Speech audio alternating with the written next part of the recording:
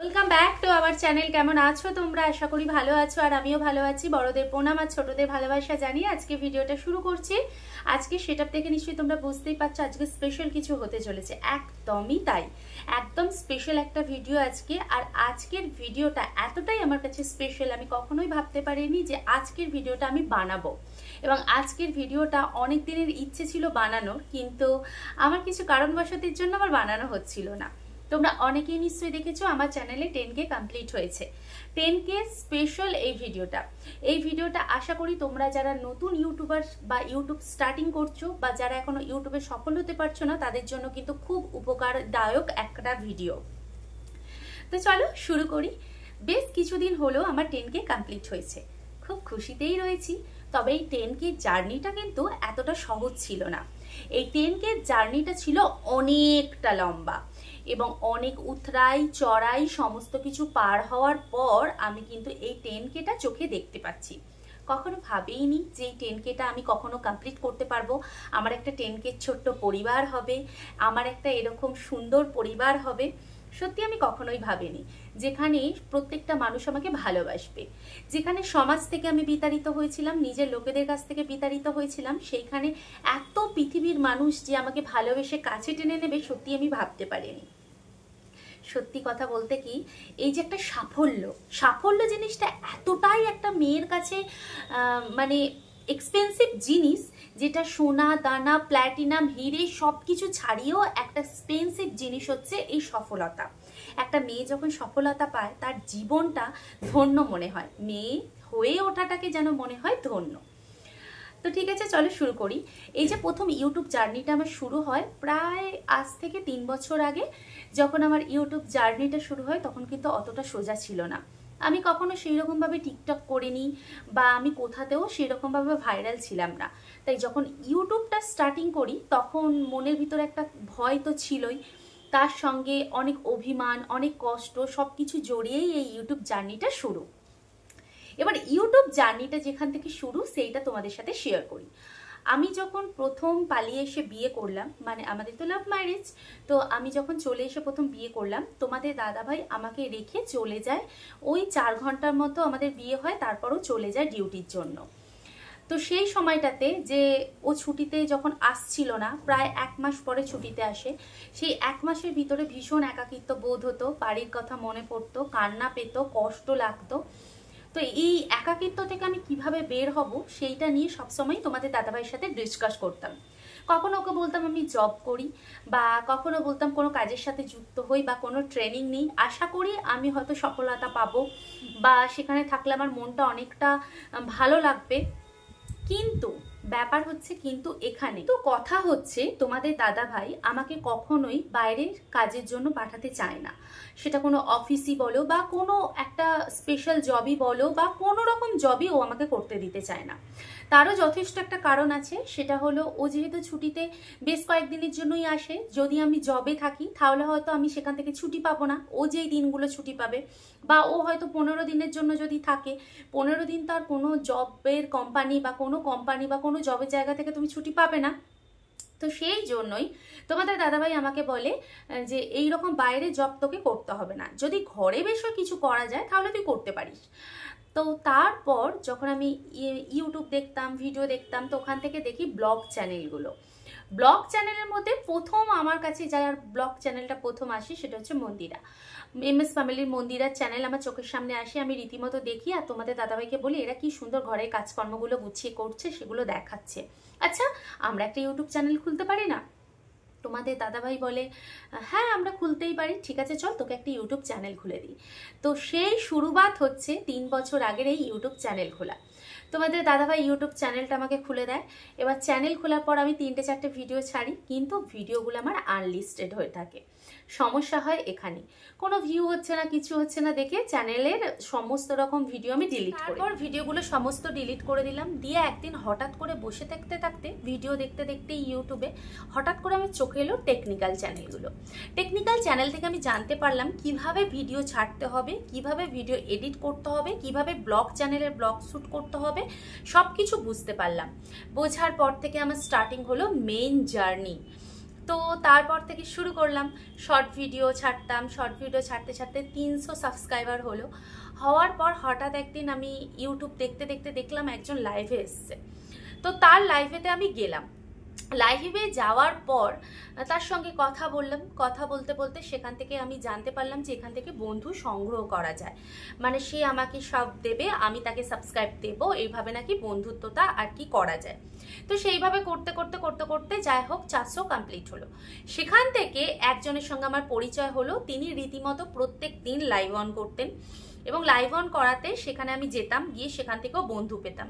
কিন্তু তখনও আমি জানতাম না যে অ্যাকচুয়ালি 4000 ঘন্টা কমপ্লিট করলে আর 1000 সাবস্ক্রাইবার কমপ্লিট করলে তারপরে কিন্তু তোমার চ্যানেল মনিটাইজেশন হবে এবং আর্ন করতে পারবে। তো তারপর 500 কমপ্লিট হলো, কমিউনিটি পেলাম, খুব আনন্দ হলো, হই হুল্লোড় হলো, মজা হলো, তোমাদের দাদাভাইকে বললাম। তো সেটা একটা অ্যাচিভমেন্ট ছিল। তো সেখানে যাওয়ার পর আমার যেটা মেন স্টার্টিং হলো যে মনিটাইজেশনের জন্য যে ওয়াচ টাইমের দরকার হয়, সেই ওয়াচ টাইম কতটা সেটা কিন্তু আমি দেখতে পাচ্ছিলাম না। তো সেই লাইভে আবার গেলাম, সেখান থেকে জানতে পারলাম আমার ওয়াচ টাইম কত হয়েছে। তো সেখানে গিয়ে আমার ওয়াচ টাইমটা দেখতে পেলাম। ওয়াচ টাইম আমার সম্ভবত তখন 150 ছিল, খুব কম, 4000 ঘন্টা কি করে কমপ্লিট করব, তো এরকম একটা ব্যাপার ছিল। তো তারপর আমার ফেসবুকেতে একটি বন্ধুর সঙ্গে আলাপ হয়। সেই বন্ধুটি আমাকে বলে খুব সহজেই আমরা ওয়াচ টাইম ওঠাতে পারবো। তো তাকে আমি তখন জিজ্ঞেস করি আমি কিভাবে খুব সহজেই ওয়াচ টাইম তুলতে পারবো, এটা তো পসিবল না। তো তখন সে আমাকে বোঝায় যে এইভাবে এইভাবে যদি আমরা অনেক গ্রুপের সঙ্গে অ্যাড হই তাহলে সেখান থেকে কিন্তু আমরা ওয়াচ টাইম করতে পারবো। সেখানে আমরা তাদের ভিডিও দেখবো, তারা আমাদের ভিডিও দেখবে, ওখান থেকে অনেক ওয়াচ টাইম হবে, প্লে লিস্ট চালাচালি হবে, এইভাবে তুমি তোমার ওয়াচ টাইমটা কমপ্লিট করতে পারবে। তো রীতিমতো আমি গ্রুপে জয়েন্ট হই, গ্রুপে জয়েন্ট হওয়ার পর সাবস্ক্রাইবও বেশ বাড়ে, এদিকে হচ্ছে ওয়াচ টাইমও বাড়ছে, বেশ ভালো হয়।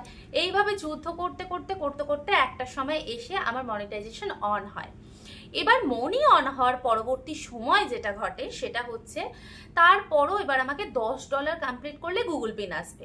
এবার আমি $10টা কমপ্লিট করব কিভাবে, কারণ এখানে তো ইউটিউবে তো একটা পয়সার গিনতি হয়, এখানে তো আর 10 টাকা দিয়ে দিলে হয় না, এরকম তো না, এখানে একটা পয়সার গিনতি হয়। তো আমি ভাবলাম যে এইভাবে তো কখনো সম্ভব নয় যে আমি সবসময় গ্রুপে কাজ করতে পারবো, আমার শরীর খারাপ হবে, আমার হাজব্যান্ড এরকম ছুটিতে আসবে, সেই সময় আমি কাজ করতে পারবো না, এ তো ফুল টাইম জবের মতো একটা ব্যাপার, তো এইভাবে তো হয় না। তো তারপর আমি কাজ করতে থাকি, করতে করতে একটা সময় এসে নির্দিষ্ট ভিউ হতে থাকে আমার ইউটিউব চ্যানেলে, আমার ভিডিওতে। তো নির্দিষ্ট যখন ভিউ এলো তখন আমি হঠাৎ করে বসে বসে এটা ভাবলাম যে আমার ভিডিওগুলো সেসব মানুষের কাছে পৌঁছাচ্ছে না যেসব মানুষ আমাকে দেখতে পছন্দ করবে। ইউটিউব কোনো রকমভাবে আমার ভিডিওগুলোকে মানে একটা ফ্রিজ করে রেখে দিচ্ছে, তো আমার চ্যানেলটা রীতিমতোভাবে ফ্রিজ হয়ে গেছে, এটাই আমার মনে হচ্ছিল। তো সেই সময় আমি কিভাবে আমার চ্যানেলটাকে তুলবো, তো সমস্ত গ্রুপ থেকে প্রথম কথা আমি রিলিজ নিলাম, আর সেই মুহূর্তেই আমার হচ্ছে চ্যানেল চলে যায়, আমার চ্যানেল ভুলবশত ইউটিউব থেকে চলে যায়।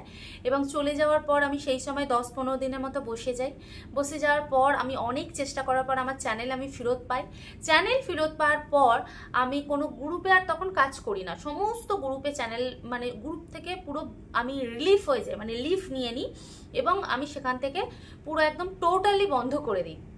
তারপর প্রায় দিন 10-এর মতো কি 1 সপ্তাহের মতো আমি ভিডিও ছাড়া বন্ধ করি। বন্ধ করার পর রীতিমতোভাবে আমি ভিডিও ছাড়তে থাকি।